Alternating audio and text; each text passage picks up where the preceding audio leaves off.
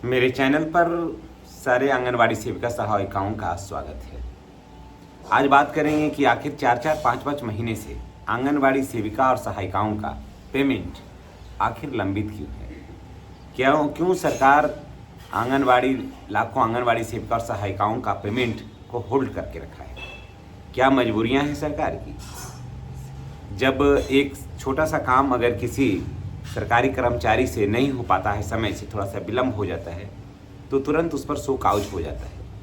कोई रिपोर्ट भूलवश अगर तबीयत खराब हुई और समय से नहीं जमा हुआ तो तुरंत शो काउज हो जाता है कि आपने पेमेंट क्यों नहीं जमा किया, आपने रिपोर्ट क्यों नहीं जमा किया। और जिस पर पूरा परिवार ही निर्भर है उसका 4-4, 5-5 महीना से पेमेंट को बाधित करना, लंबित करना, पेमेंट होल्ड पर रखना, समय से पैसा नहीं देना, इसके लिए जवाब कौन देगा। इसके लिए कौन रिस्पॉन्सिबल है, इसकी रिस्पॉन्सिबिलिटी कौन लेगा। ज़रा इस बात को सोचने की ज़रूरत है। बिहार में लाखों आंगनवाड़ी सेविका सहायिकाएं हैं जिनका सिर्फ पेमेंट से आंगनवाड़ी सेविका सहायिकाओं का अपना काम नहीं होता है, पूरा परिवार इस पर डिपेंड रहता है। बच्चे पढ़ते हैं, उनका फीस देना होता है, बीमारी देखना होता है, परिवार का पूरा लायबिलिटी लेकर के ये महिलाएं चलती हैं, अपना भी खर्च है। और उसी को आप समय से पेमेंट नहीं करिएगा। 5 महीना, 1 महीना पेमेंट लेट हो जाए, 2 महीना हो जाए, 5-5 महीना पेमेंट लंबित हो जाना, ये कितना बड़ा दुख और दुर्भाग्य का विषय है, ये हम आप भी समझ सकते हैं। वही मंत्री और विधायक होते हैं, उनका हर चीज़ समय से होना चाहिए, सब कुछ। हम लोग रिचार्ज करते हैं 300 रुपया में, तो 2 GB चलता है भर महीना, आँखों धुन करके बतियाते हैं। उनको वही मोबाइल रिचार्ज करने के लिए जानते हैं कितना मिलता है, 15,000 रुपया। जिस पैक को हम लोग रिचार्ज करा के 3 महीने 300 रुपया में पूरा 2 GB नेट से दिन भर वीडियो भी देखता है लोग, और उसके बाद कॉल से एकदम जितना अनलिमिटेड कॉल रहता है और अनलिमिटेड मैसेज रहता है, उसी को करने के लिए, उसी मोबाइल को रिचार्ज करने के लिए एक विधायक को जानते 15,000 रुपया मिलता है। सोचिए, सिर्फ मोबाइल को रिचार्ज करने के लिए। पेमेंट वगैरह की बात हो आप छोड़ ही दीजिए। तो ऐसी स्थिति है। और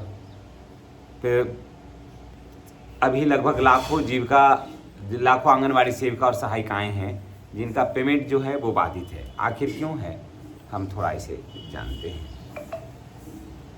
और आंगनवाड़ी सेविका सहायिकाओं का एप्लीकेशन में कई सेविकाओं और सहायिकाओं को रिकॉर्ड देखने से पता चला है कि कई महीने का भुगतान उनका जो है ना लंबित है।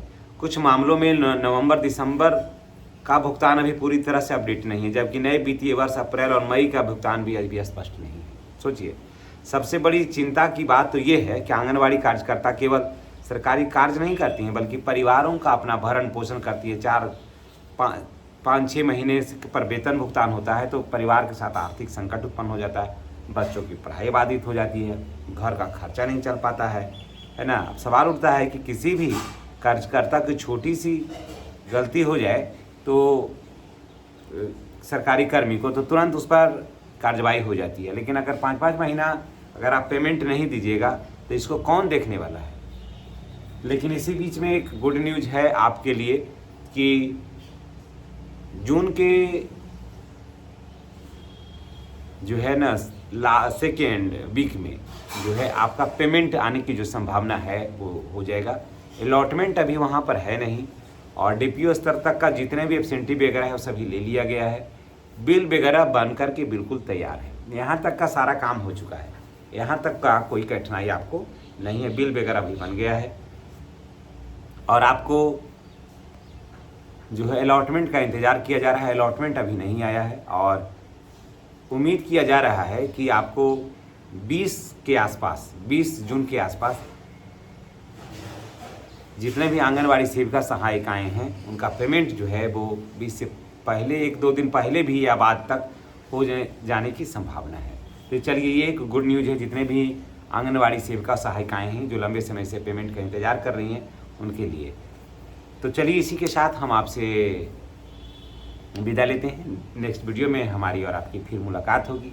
अगर आप चैनल पर फर्स्ट बार आए हैं तो आप चैनल को सब्सक्राइब करके बेल आइकन को दबाइएगा, ताकि वीडियो का जो नोटिफिकेशन है वो आपको मिलता रहे।